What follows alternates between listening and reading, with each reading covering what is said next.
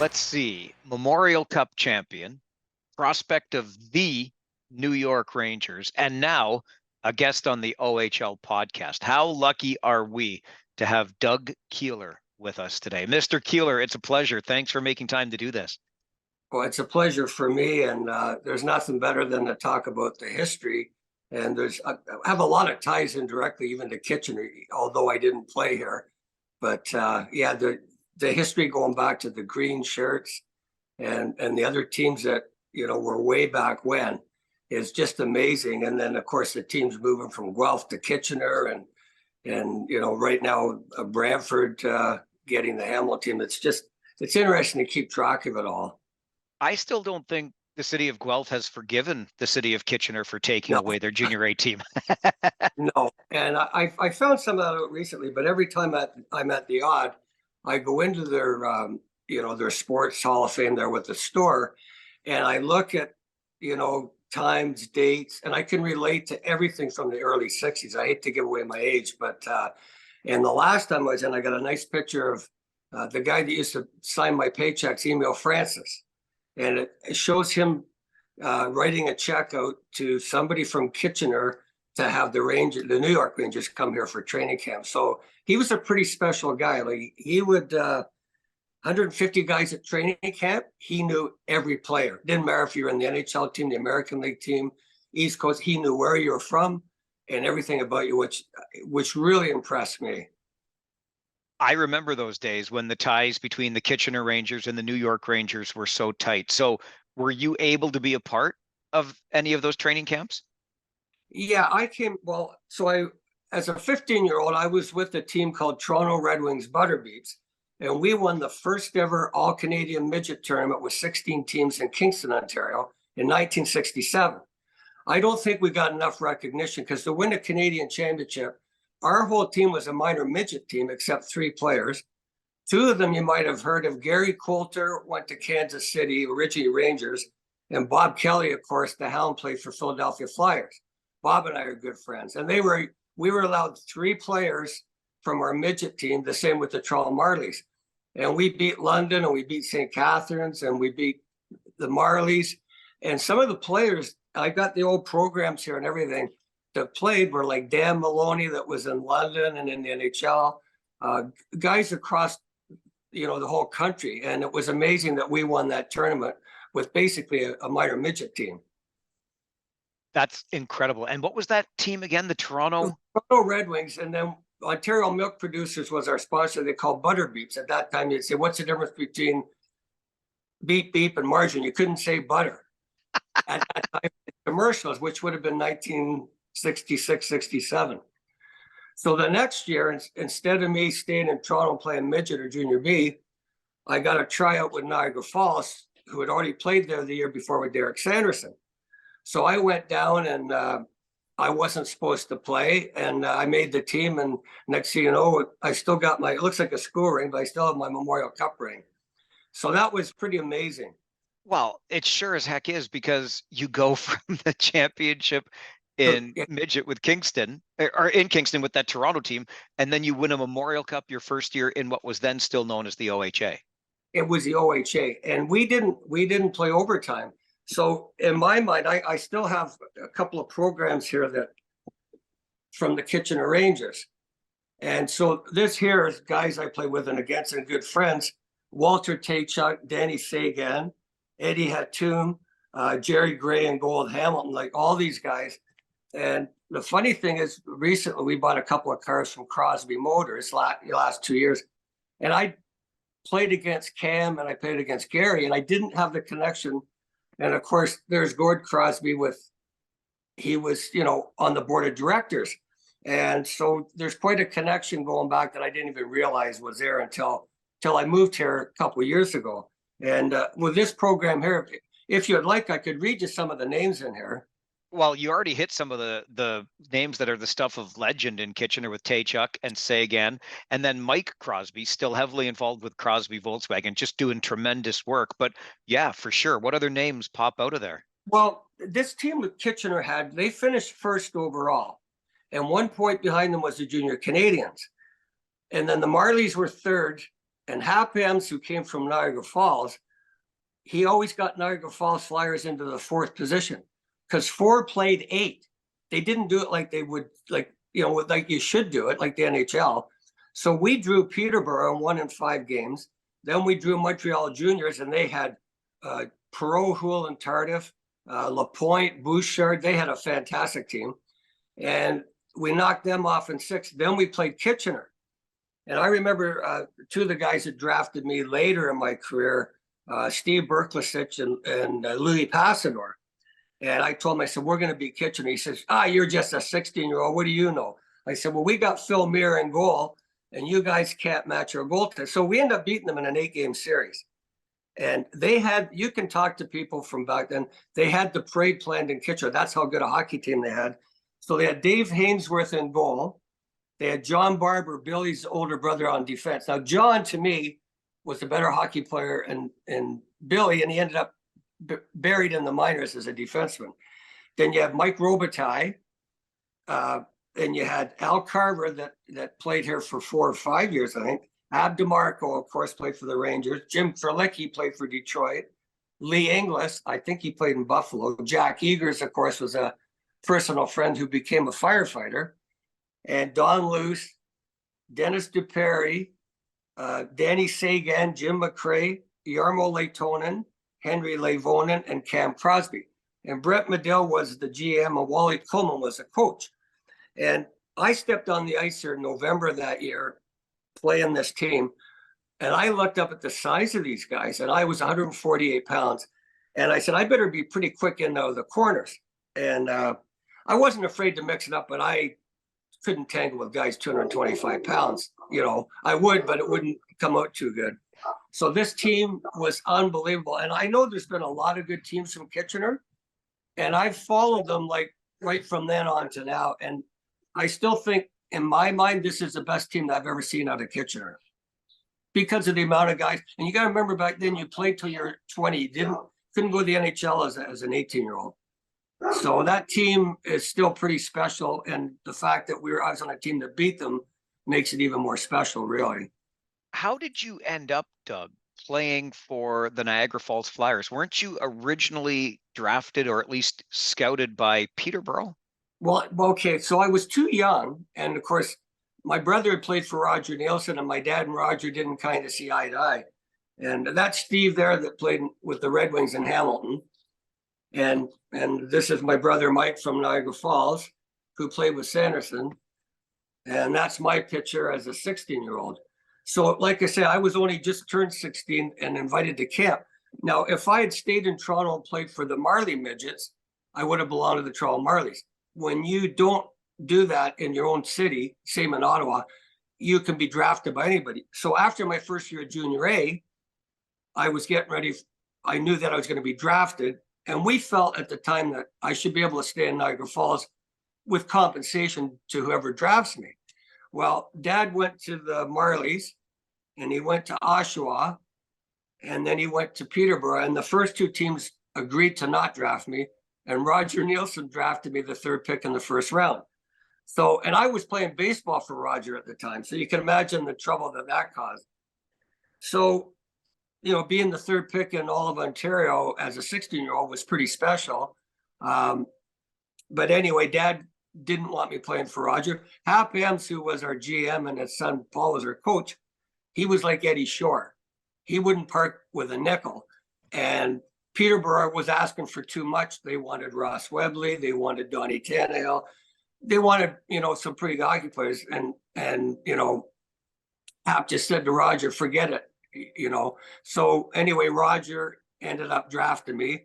And then Bill Long, who had coached the Barrie Flyers, Niagara Falls the year before, coached me with the Ottawa 67. So he made a deal to get me to Ottawa. And it was probably the best thing that happened at the time. Playing 3 years with Dennis Potvin doesn't hurt. In my mind, after Bobby Orr, he was the best all-around defenseman I ever played with or against. You can argue Larry Robinson's a personal friend. You got Somming, you got Nicholas Lidstrom, Coffey. There's so many good ones, and you had some great ones come out of Kitchener too, that I just kind of thought Dennis was the best all around after Orr. You're going to have You a know, hard time getting an argument from me. I mean, you list some other greats, and sure, it would be a terrific discussion sometime over a couple of pints, or maybe even yeah, it would take pitchers of beer. But yeah, Dennis Potvin is absolutely up there. And I remember when years ago, Dennis was doing some TV in Ottawa, and I would cross paths with him at right. 67's games way back.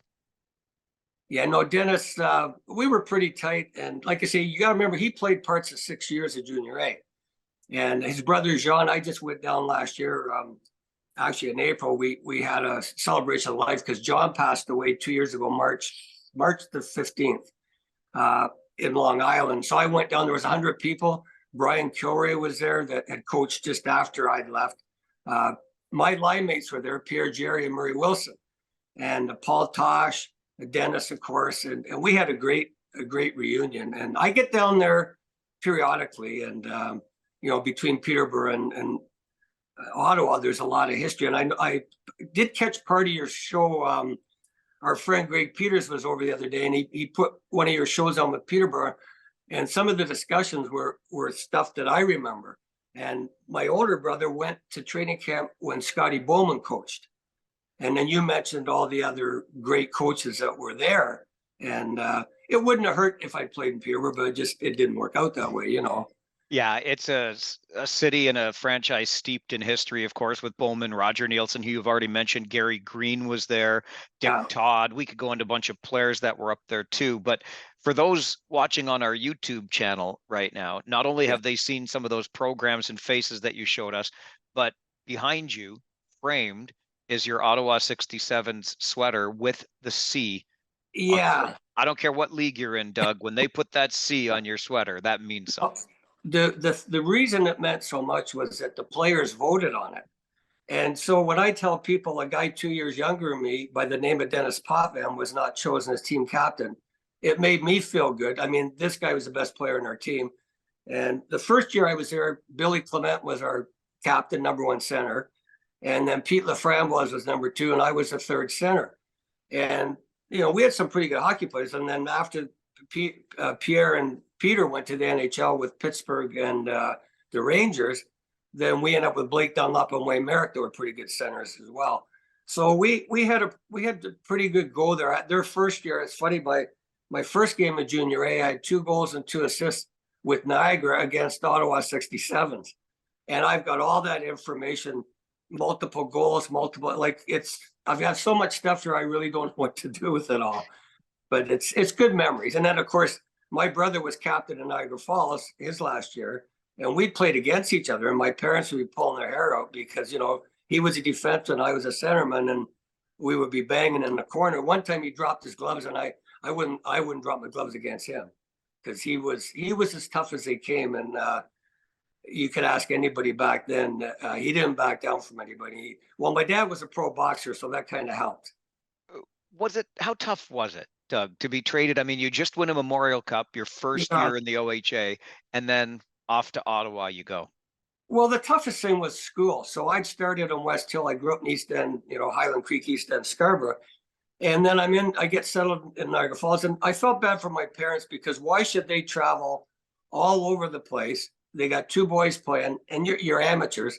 And I have to tell you, Monday I'd knock on the door, and Hap Ems would have the fedora and the glasses and the pipe, and after 5 minutes of my knuckles would be raw. I'm coming from my paycheck. What do you want? I said, Hap, I come to get my paycheck. Well, you should be paying me to play here. Well, $7 is what I got for the week. And then they give my landlady $25 to room and board me. And he thought that I should be paying, but that was Hap. And that's how he won championships, because he was very strict. When you got drafted to the National Hockey League, the 71 draft, I mean, listen, it wasn't that deep, right? Just Lafleur and Dion going first and second that year. But you're a 5th rounder to the New York Rangers. That's not too shabby. Yeah, I was kind of disappointed because Bill was a pretty good coach. And he had promised me that when Laframboise went and Clement, I'd be his number one center. And my last year, I almost ended up getting traded to Oshawa because he had me 3rd line center. He wouldn't let me kill penalties, wouldn't let me play the power play. And he had promised me a good draft year. And I ended up with, 20 goals and 40 assists with not a lot of ice time. And I was pretty upset about that. And it kind of hurt me in the draft because there was one guy that went one ahead of me, a personal friend, great hockey player, Peter Sullivan, that played for the Generals. And Peter ended up making his mark. He got drafted to Montreal, and I was the next pick. And there would have been 5 centers ahead of me with the Canadians, and there was 8 or 9 with the Rangers. And the Rangers had just made a trade to get Bobby Russo and a few other guys. Pete Stemkowski came at the time. You had Kachuk, you had John Rattel. They picked up Gene Carr from St. Louis. And it was just, for me to be the 10th or 11th ranked, there's no way I could crack that lineup. And so Peter ended up going to Montreal, and I went the next pick to the Rangers. And it was a little disappointing that way, although, I did pretty good considering I didn't get the ice time that I should have as my last year, really. That's the only, You mentioned Montreal, Doug, and that just makes me think back to the Memorial Cup that you played in with Niagara Falls. Some of the games there. So you're playing in your arena in Niagara Falls, and some of the other games at the Montreal Forum. That must have been a thrill. Well, the Forum was the best rink and the best ice. It was 210 feet long, and the Gardens was 195. So you had that extra room around the net. But the Forum was great, and before that, playing against Verdun Maple Leafs, and Moose Dupont was on that team that played for Philadelphia. He ended up with the Rangers, and he played in Omaha. So a lot of guys that went to Omaha the year I was drafted by the Rangers had played. Most of them came from the Junior A, OHA, and that league was like an all-star Junior A league. It was amazing, the Central League, and then the American League. I ended up in Providence was pretty much more older guys that had come down, like Kent Douglas, that was Rookie of the Year with the Leafs. He came down, and Johnny Bauer had just gone up from the American League before that. And so both leagues were really good, but playing, Pierre Jerry ended up in Omaha. Jack Eagers was in Omaha. I think DeMarco might have been there. There was a lot of guys that went through here from Kitchener that originally, and I think Walt Tachuk played there a few games. But anyway, it was amazing. When I went to Omaha, it was really good hockey. The old Central League, International League, American League. Yeah. When did you know, or when did you decide to hang them up? Well, just the injuries took their toll. And, when I was a little upset because I was on the first line of my first game in the American League. And of course, who's coaching? The guy that I knew fairly well, Don Cherry, his first game coaching with Rochester. And I'm on the ice. I had 2 goals and 2 assists that first game. I guess I was a one-game wonder. And he sent Ron Fogel, that used to play here in London, he sent him over the boards to fight me so I wouldn't get the hat trick. And of course, I got in a fight that game too. So played that game. I played a game in Cincinnati, and then we're in Cleveland. And a guy that played here that I played against, I think he was American-born, Chris Lorenz, that played in the minor leagues, and he was with the Kitchener Rangers. Well, he was with Cleveland Barons, and I was with Providence Reds. And in the third period, I come out, my right winger, Jerry Butler, that played in the NHL, he was with Hamilton Red Wings. I give him a beautiful pass, and I'm admiring it, and Chris hit me late. And I end up with a Charlie horse. I was out for a month. And that night in the hotel room, my coach, Larry Papine, that had played for the New York, I just said, I really hate to give you the news, but he said, it's too bad you got hurt. He said, you were to go up to New York to play against Detroit tomorrow night. And of course, my whole childhood, Gordie Howe was my favorite player, and I'd met him as a 12-year-old. I wanted to play for the Red Wings. And so that was the closest I got to going up with the Rangers. And because I played 2 exhibition games with them here in Kitchener and London. And it took me a month to get back with a severe Charlie horse. And then they put me on the 3rd, 4th line. Then they loaned me to Fort Worth Wings, which was Detroit's farm team. And I ended up with a really good playoff against Omaha. And my points that year, I'd become more of a penalty killer and a playoff, or a penalty killer faceoff specialist. And I thought my game had improved defensively. And so that was my second year. And I expected to get a little more money. And when I came to training camp, the third year unsigned was a mistake because Rangers just kind of, they just let me go. They got Rick Middleton that year, some other guys. I kind of cut my own throat by not signing the contract, but I thought, and I was one of the only guys that didn't have an agent. And I put out the points and everything. I said, I think I should get a little more. And no, that's all you're getting, and sign it or not. And so that was a mistake on my part, I think.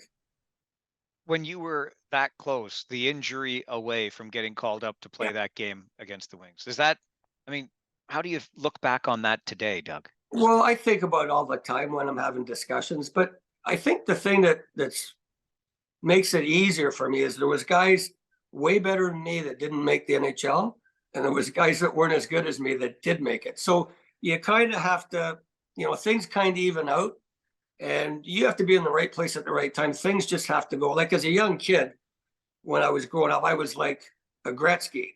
When anybody in Toronto, I had a guy tell me this years later that he said, he said when you were 12 that you were ranked in the top 6 in Canada. I said, no, I didn't know that. He said, did you know that when you were playing in the Toronto Hockey League that everybody knew who Keeler was? And I said, no, I didn't really know that. So people tell you things later on, and so, yeah, it bothers me at times, but it's just the way it was. And then I ended up eventually after that, Kalamazoo in the International League with Bob Lemieux that had coached me in Fort Worth. And season-ending injuries there, separated shoulder, broken foot. I was in Binghamton in the North American League, which was the old East Coast League. Same thing, broken bones here and there. And I wanted to still play. So I ended up coming home and playing senior hockey for a while with a lot of guys that had gone through the same thing. And so eventually I got on the Scarborough Fire Department, later Toronto, and had a 32.5-year career doing that. So that wasn't bad. But yeah, like you say, if I could have got up that one game with Rangers, I might have stayed, because one of my line mates the next year was Rookie of the Year, Steve Vickers, with the New York Rangers. And Steve had played, of course, with Rattel and Joe Bear and those guys, and just a great guy. We're still in touch, and he had played for the Marlies. And, see guys like him and Larry Robinson, that was a friend of mine. And it kind of hurt at times, but because I was supposed to be the one of the 4 boys that played in the NHL, and I felt bad for my parents more than myself, really. But I just thought, if I'm not going to get back to the show, why am I wasting my time? And I could have probably coached and played and coached and stayed up. Problem was, if you didn't belong to an NHL team, it was hard to find somewhere that you could stay. And like Hershey Bears used to keep guys for 15 years, like Mike Nikolak. And if I could have stayed 15, 20 years in one place, I would have stayed. But moving 8 times in 3 years became a little bit draining. Was there any other choice for you but to play hockey? When you talk about, your parents and your brothers playing, this must have been in the Keeler family blood. Well, my dad built an outdoor rink. And we started playing 6, 7 years old. And that was before, like now, where you can't, I was out in the rink behind the fire hall last 2 days. And now, of course, it was only open 3 days. And that's how we learned how to play, playing shinny. And we just, my mom and dad put so much time and money, which they didn't have, into us kids. And my youngest brother he was with the Marlies for a while. And then he was captain of NCAA St. Louis Billikens. And of course, Steve and Mike and I, playing junior A. But Bob actually played in the line with Mark and Marty Howe with the Marlies for a couple of games, which is kind of interesting. So he was a good hockey player. But no, when I was in school, the teachers would say, well, what do you want to be? I said, I'm going to be a hockey player. Well, what else do you want to be? I said, I don't want to be anything else. So I kind of frustrated them. Well, when I started playing junior, and then my last year, they did an interview, and I said, I wouldn't mind being a phys ed teacher if hockey doesn't work out. So I started to get a little bit, more mature and have backups. And the fire department was good, except I've had a few health issues, which are under control. And but the hockey was what I wanted to do, and it was disappointing. Like, the game doesn't stop when you quit playing, and it's really hard, to get at first to get over it. But once you're around people that went through the same thing, I have a good friend that you might know the name, He played for the Los Angeles Kings in '67, but he was the captain of the '62 Memorial Cup Hamilton Red Wings, Howie Menard. And Howie was a great hockey player, and we're in touch all the time. And we had a group in Pickering before I moved here of NHL, AHL old timers. And my right winger was a famous hockey player with the Leafs, the Blackhawks, and the Rangers. And he was 86 years old playing on my right wing. And he still would be playing, but they tore the rink down and we didn't have that's Peter Conacher. And I'm in touch with Peter once or twice a month, and just a gentleman. And we had other guys like Brent Grieve and his brother that played with the Oshawa Generals when they won the Memorial Cup, I think in '84. I think that's when Oshawa won, when Lindros was there, I think. It was a little bit later than '84, but I know the team and I know the name very well. Yeah. Yeah, because he played, and I remember the defenseman now that scored from the blue line in overtime against it was at Cops Coliseum, the one that we're talking about too. But that was the anyway, '90 championship. Yeah. So after that, I got playing this pickup hockey and really enjoyed. We had some really good skates, and the guys are bringing their kids out that were 16, 19, and it's like the level was picking up, and I ended up coaching as an assistant with the Whitby Dunlops in 2004 or 5 when the NHL had the lockout. And our head coach, Bill Purcell, had coached the American League, Kalamazoo. He'd coached York University, U of T, and won championships. And I learned more off him in a year of coaching than you could learn in 10 years off anybody. And he's just a great coach and a mentor. And then after that, 2 years later, I coached the midget team, which turned out disastrous with John Crawford. Mark Crawford that coached. Sure. His cousin. I know Mark as well. And John and I coached the midget team out of Whitby. And the parents came in and didn't like the fact that, way we ran things. And we were the only, I think, coaches in Ontario that didn't have kids on the team. And this team had been together since they were like peewees. And they didn't like the fact that we ran a tight ship. And so they got rid of us. But that was my last coaching experience. But so I'm back just playing pickup and as a pool player with the KW Old Timers now. So it's okay. It's tough. It's really tough when, I hadn't played in 4 years because of the pandemic, but I'm not ready to hang it up yet. I still got my equipment and skates and I still enjoy it. So I'll be stubborn until maybe a couple more years anyway. I'm just thinking about the coaching style that, not all parents loved. I'm thinking about Don Cherry sending a guy out, sending Fogle out there to make sure you don't get a hat trick in the game against his team.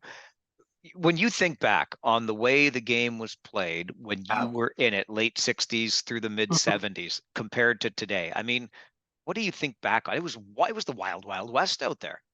Well, it's funny you should mention that because I personally believe the only reason I made Niagara Falls, they were ready to send me home. I got in a fight in the parking lot with a guy that was 2 years older and about 8 inches taller than me. And the guy sucker punched me and put the boots to me. And I got up and he came in. I cut him for 20 stitches over his eye with a left hook. And they broke the fight up. And the next day we're at training camp. And this guy's got sunglasses on. He was a big guy. He was from Windsor. And my brother came in. He got wind of this. He was furious. And he got wind. And he came in. He said to the guy, "I'm talking to you." And the guy finally, he said, "Next time you want to fight somebody," he says, "pick on somebody that's bigger than you," because he said, "You can't beat my brother."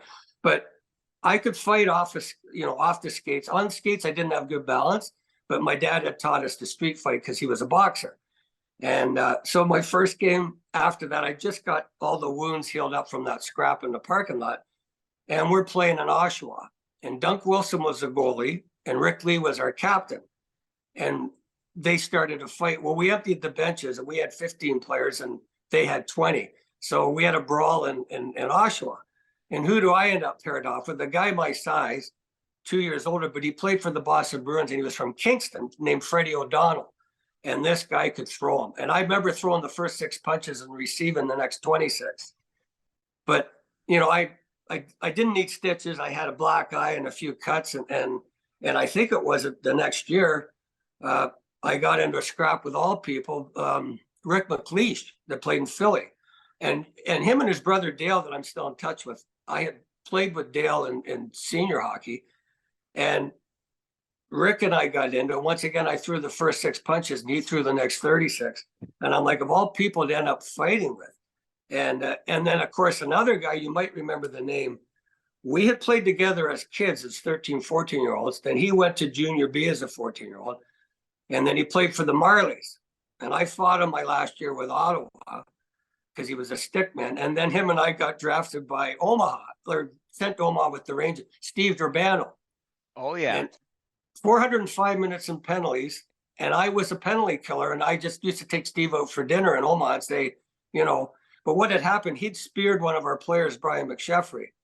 And the coach came in the room and said, anybody, or it wasn't a coach, it was Howard Darwin. Now, Howard owned Ottawa and he owned London. And Howard said, anybody takes out Durbano, he's got a bad shoulder. He says, I'm going to give you $500. Well, I sat on the bench the first 10 minutes of the game and I was furious that we'd had penalties and that. So I got on the ice the first shift and the pucks was going towards Durbano and it was at the blue line. And I left my feet off the ice about 3 feet and landed on Steve's shoulder, bad shoulder, and knocked him down to the ice. And he went off. This was the first period. And if he hadn't have come back, I would have won $500. He came back with 5 minutes to play.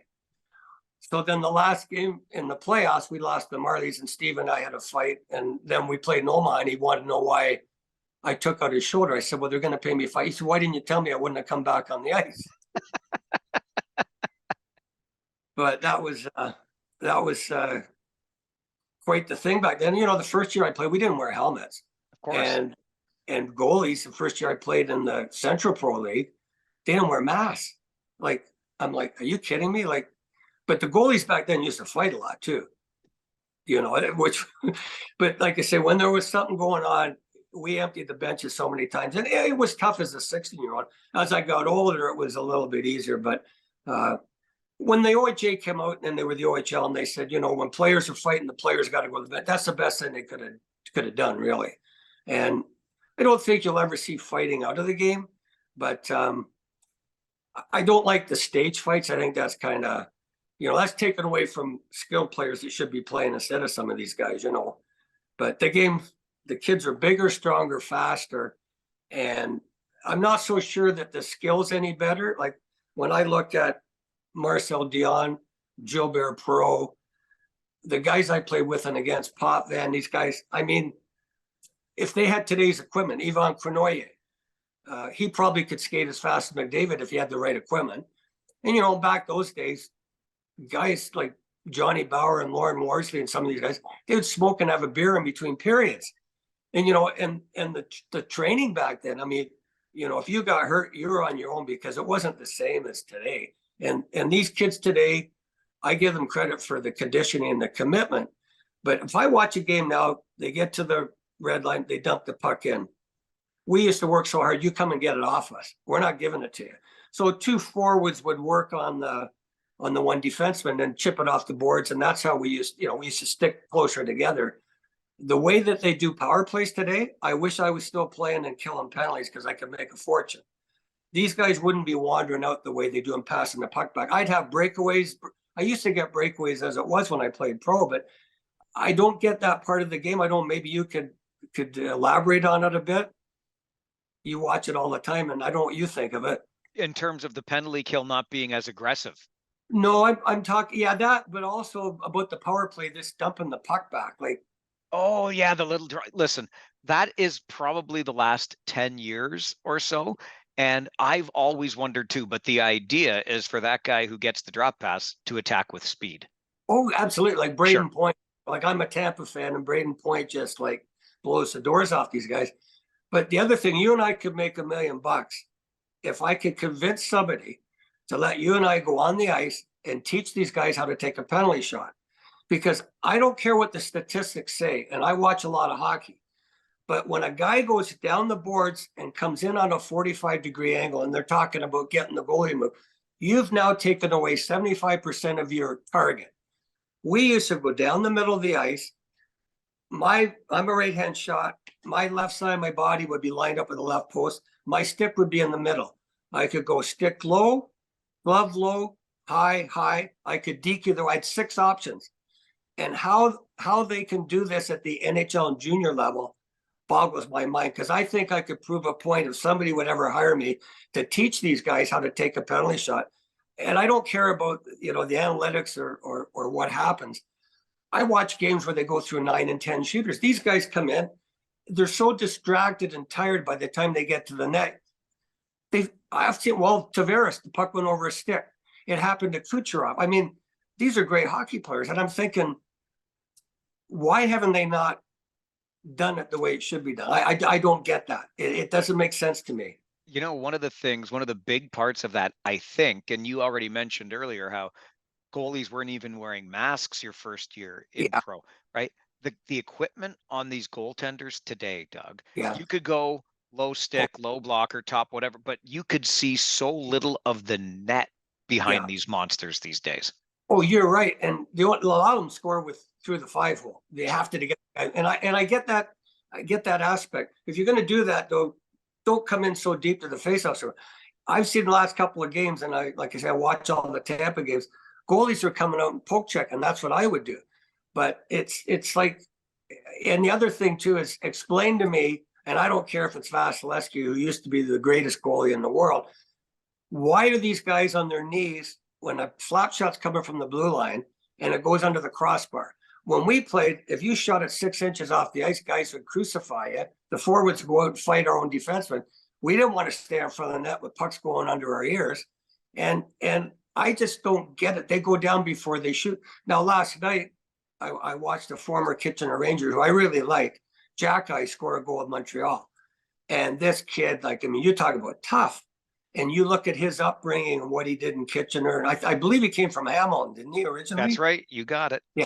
And his brother that was playing there. And I've heard a lot about this guy, and then I watched him, and boy, he can take care of himself. But he had a great game last night. He could have had 5 points. He played so well, but he took a slap shot that was 102 miles an hour, and the goalie went down his knees from Buffalo, and it was up under the crossbar. I'm thinking, if the guy stands up, it hits him, right? So there are things that, I'm not going to convince people, but there are things that I think could be changed, because the goalies have to go down when a guy's sweeping around the net and whatnot.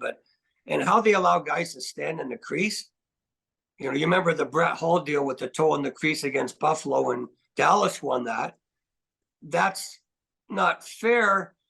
And in our day, if a guy was in a crease with a toe and the puck went in the net and you didn't interfere with the goalie, they wouldn't count it, which I don't agree with. I think what they could have done was said, if you're in the crease and you're interfering with the goalie, they never had to make the crease bigger or change that rule. But back then, once again, and we only have one referee. Now you got 2 referees.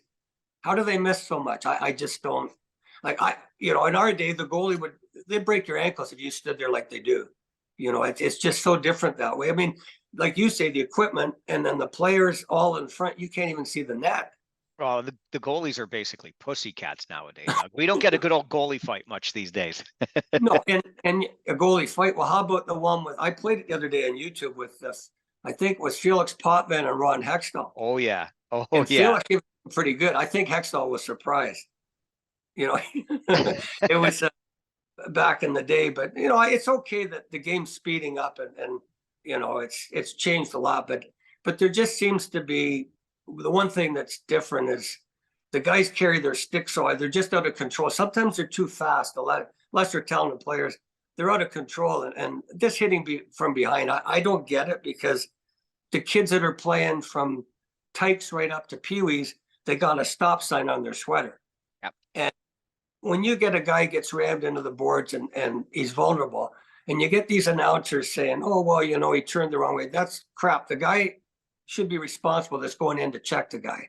And, of course, Don Cherry was part of that. You got to finish your checks. Well, a defenseman in his own end isn't going to score. You're net at the other end. And to run a guy through the boards when he's vulnerable, I just, in our day, there seemed to be more respect. I know there was more fighting, but there was more respect that way, that the injuries were different, but I don't know. Today's game, it's just run and gun. And I feel bad for the defensemen because they get crucified.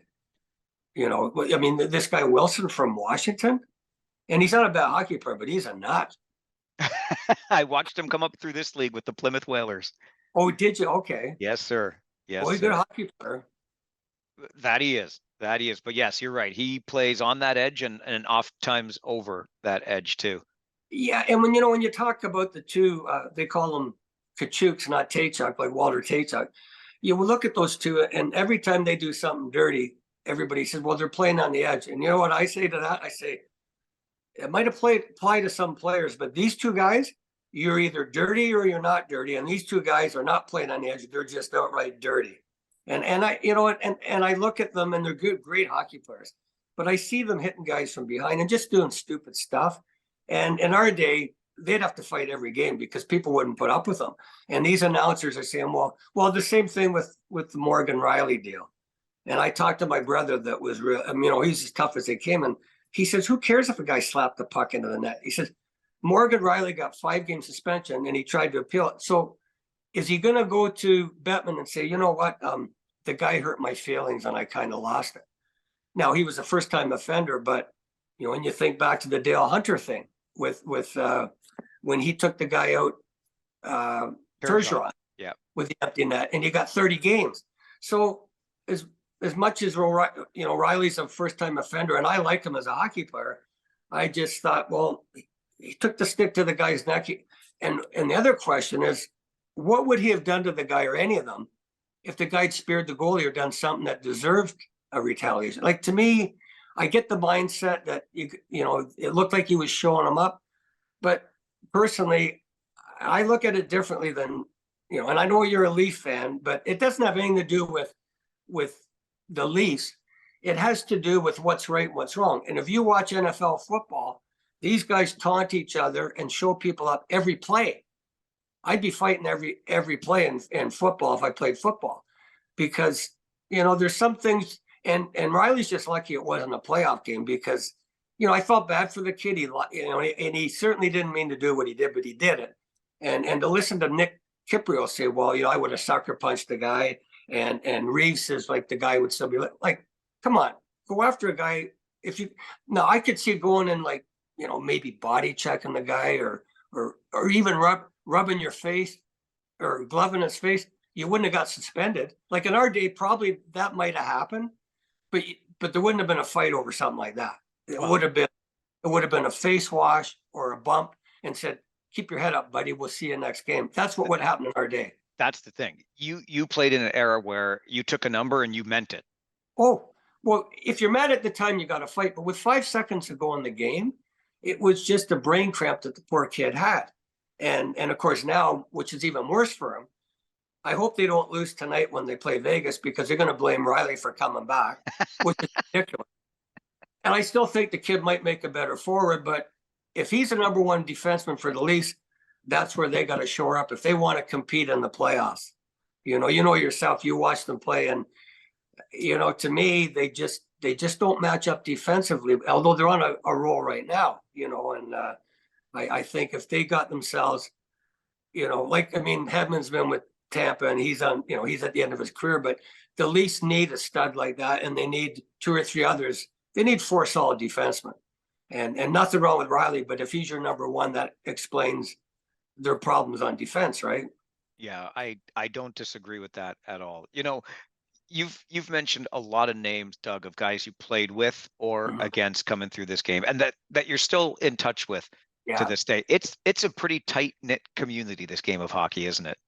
Well, it is, because I make these stick rocks. I don't know if Greg Peterson told you about it. He did. And I just shipped one off a month ago to Georgia for an Islanders fan who's the daughter's getting married. And the lady from Omaha where I used to get my hair cut, and actually she named her younger son after me when I played in Omaha.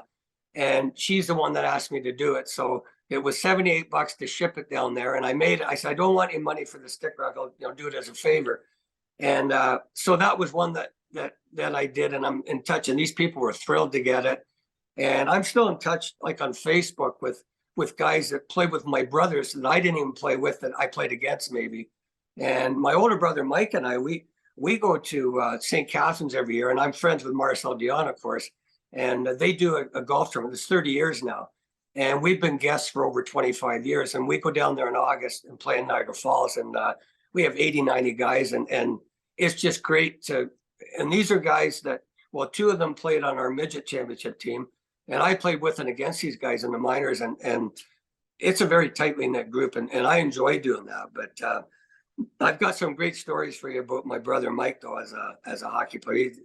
Some pretty funny. The one in particular, when he was playing in the American League, and there was a family that played for the St. Louis Blues, and one of the boys that got sent down to the American League team, and this guy was annoying. He'd fight a lot, and he was a dirty player. I can't remember his name now, but the owner from the team my brother played for came in and said, "I'll give anybody $500 a game and a bottle of Jack Daniels if you take this guy out." The name was Gassoff, played for St. Louis Blues. And you can check out that on I guess, on Hockey DB. So the player said, "Well, Keeler will do it." And my brother Mike, he was like Orland Kurtenbach. He wasn't a clutch and grab. He was like Dan Maloney wouldn't even fight him. That's how tough he was. So anyway, Mike agreed to do it. Well, the first game, the guy comes down the ice. Mike goes in the corner and brushes up against him, drops his gloves, and pounds the crap out of this poor guy. So they played 12 games that year, and Mike was only making $400 or $500 a year, and so he ended up fighting this guy 12 times, and the poor guy, like, so the next year Mike gets traded from Buffalo to LA Kings, and he ends up in Springfield. Then he ends up out in Portland, the Western League. Well, this other guy got traded from St. Louis to somebody else. He ends up in the same league playing against my brother again. So they play the game. Mike doesn't go near the guy. So after the game, he comes up and shakes my brother's hand and says, "Mike Keeler, how you doing?" He said, "Have a beer." He said, "I got to ask you something." He said, "Last year," he said, "every time we played you," he said, "I didn't do nothing to you." He said, "You beat the shit out of me 12 times.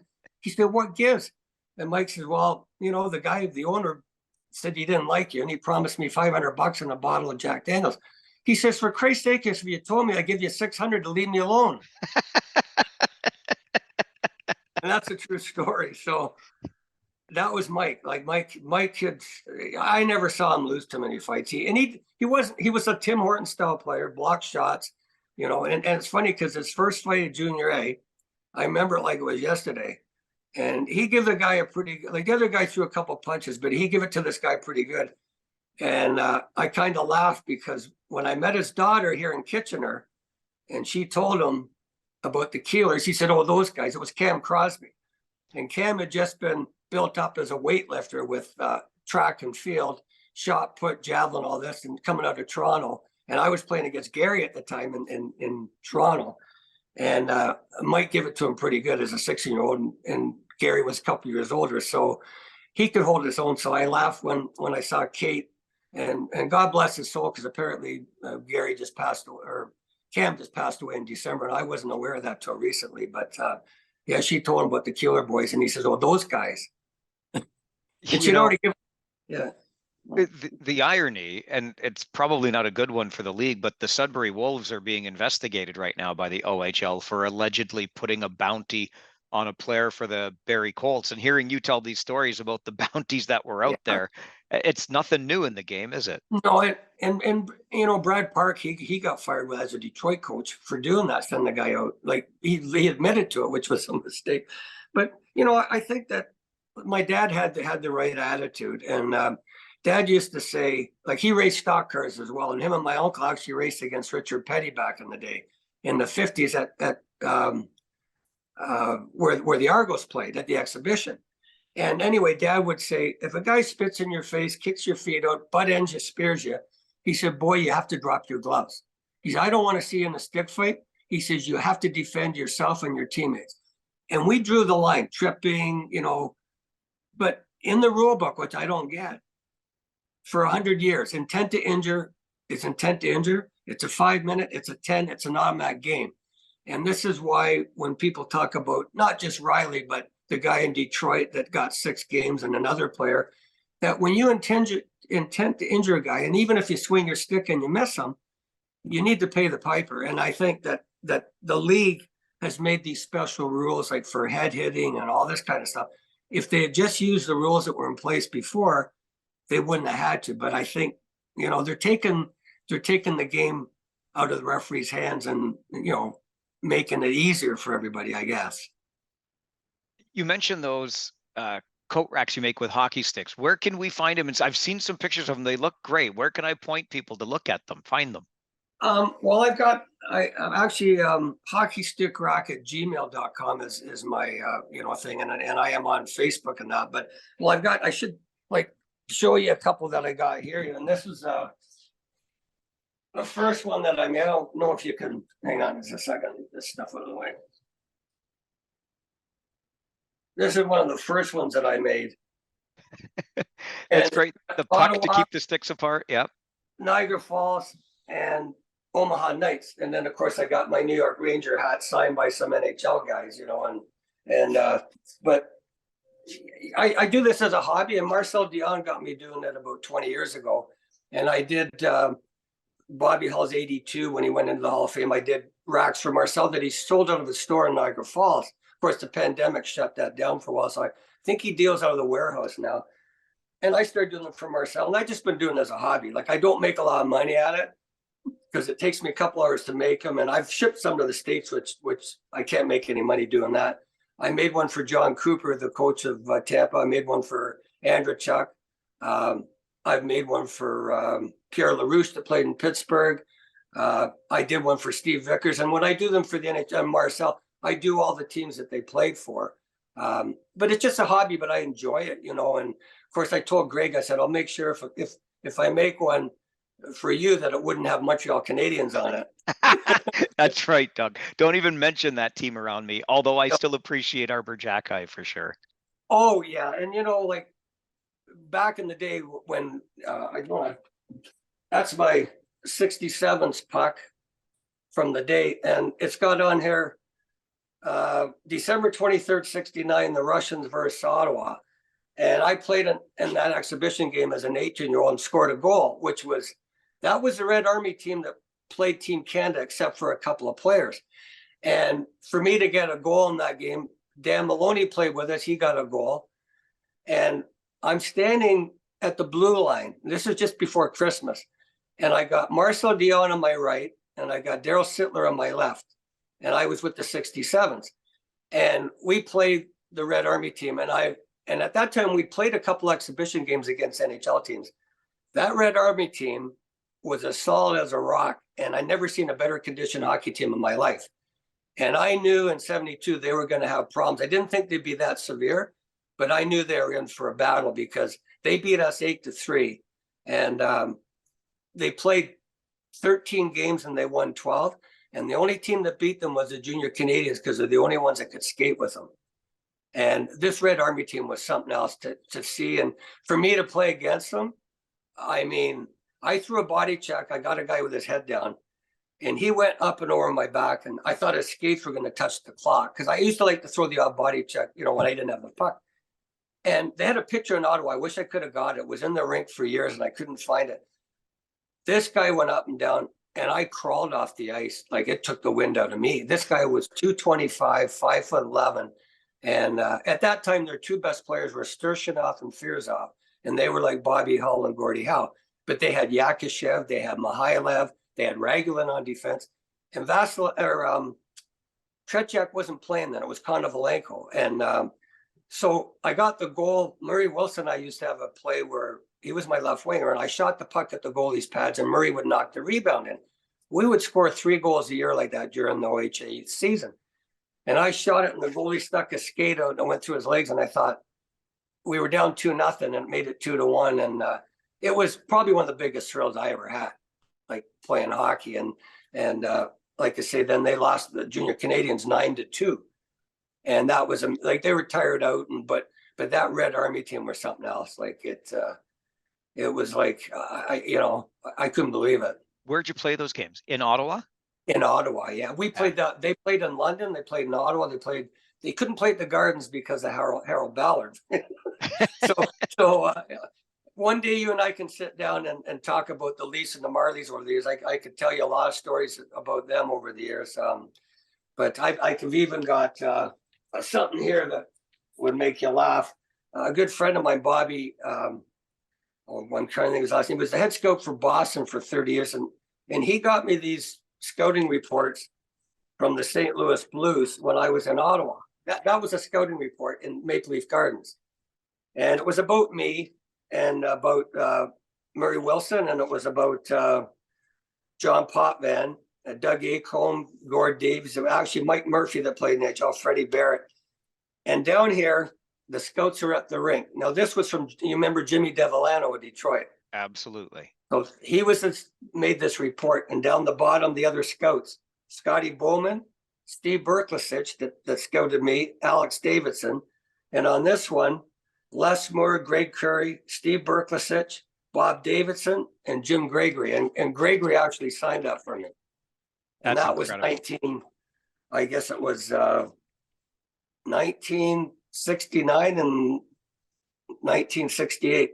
So it says here, Ottawa's Doug Keeler played well, but is a little small, but still has 2 years. So let's hope he grows. And the other one here says something about Marley's Doug Keeler got 4 goals. And then they get down the bottom, said, for Ottawa, John Potvin, Murray Wilson, and Doug Keeler came to play. It says Pierre Jerry was lackluster. So, could you imagine them doing a scouting report like that in this day and age? You'd have a book or the computer, right? Absolutely. So it's kind of a nice keepsake to have this stuff, though, It really is. And we're going to have to do a second episode, Doug, just on the Leafs and the Marlies. Yeah. And you might not like some of the stuff I say, but, I just tell the truth. And like I said, I got a lot of friends that played with the Leafs. And when we played against Tulsa, that was their farm team. And of course, the one game I couldn't play center because Steve Vickers broke his jaw. So they put me at right wing with Bill Hogebaum and Normie Gratton that played with Buffalo and Montreal. And who do I face off against? The starting favorite, Brian Spencer. Oh my gosh. And I never played. And I hear all these stories. So wouldn't you know it, from the face-off, the puck squirts to the boards. Well, I go over to get it, and I can hear this moaning, groaning, and panting like this guy's going to kill me. And I step back 2 feet. He took the door right off its hinges. True story. And I'm like, are you for real? So I wasn't going to fight him. Him and Durbano fought, but. Wise choice, Doug. Wise choice.